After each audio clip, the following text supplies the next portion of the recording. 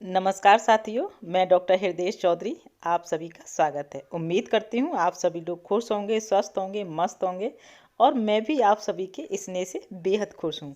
साथियों, आशा कार्यकर्ताओं के लिए गर्व की बात होती है जब संसद से आशा और आशा संगिनी बहनों के कार्यों की प्रशंसा होती है।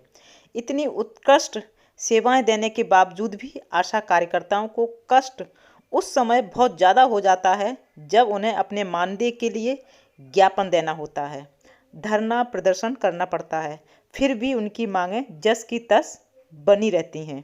एक बार फिर प्रदेश की आशा और आशा संगिनी कार्यकर्ताओं ने प्रदेश के मुखिया योगी आदित्यनाथ जी से गुहार की है कि प्रोत्साहन राशि और मानदेय बढ़ोतरी फिक्स की जाए। इसी जानकारी को आगे बढ़ाएं, लेकिन उससे पहले आप सबसे एक छोटी सी रिक्वेस्ट है कि चैनल को अगर अभी तक सब्सक्राइब नहीं किया है तो आप लोग चैनल को सब्सक्राइब करके बेल आइकॉन पर प्रेस करें और ऑल पर सेट करें, जिससे कि सभी वीडियो के नोटिफिकेशन आपके पास सबसे पहले पहुंचें।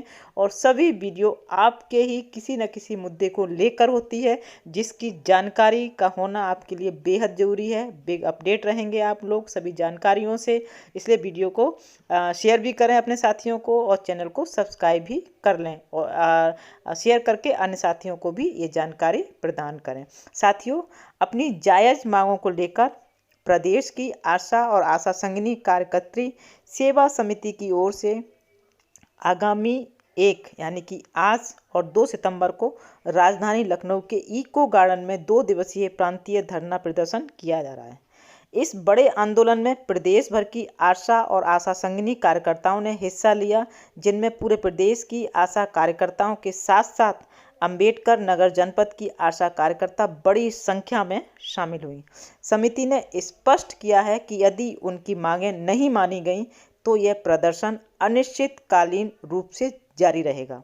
इस दौरान सभी आशा और आशा संगिनी बहनें अपने दैनिक कार्यों का बहिष्कार करेंगी, जिससे स्वास्थ्य सेवाओं पर असर पड़ने की संभावना है।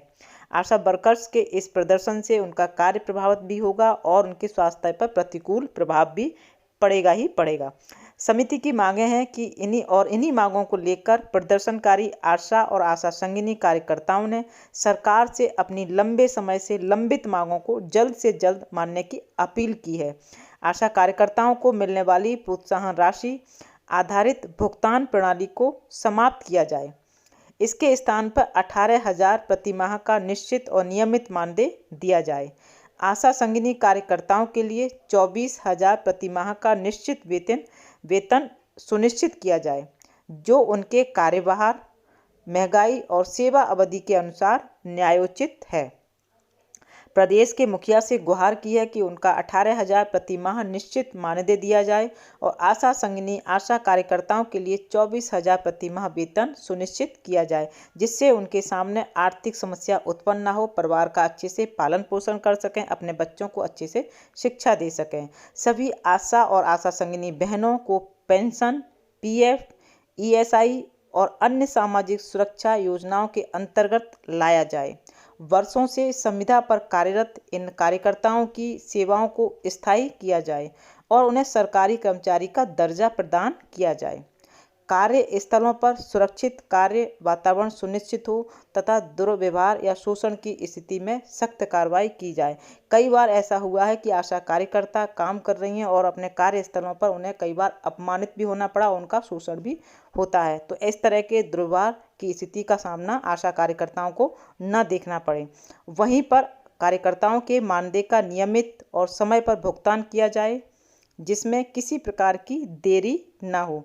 आशा और आशा संगिनी कार्यकर्ताओं को आधुनिक चिकित्सा उपकरणों व तकनीकी प्रशिक्षण प्रदान किया जाए ताकि वे अपने कार्य को बेहतर ढंग से अंजाम दे सकें। अगर प्रशिक्षण होगा समय समय पर और तकनीकी चीज़ों का जानकारी दी जाएगी तो वो अपने काम को और अच्छे से कर सकेंगे।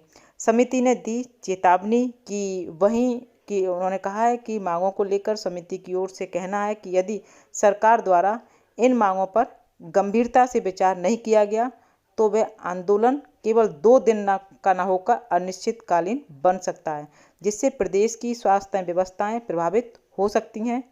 आशा और आशा संगिनी कार्यकर्ताओं ने सरकार से तत्काल सकारात्मक पहल करने की अपील की है।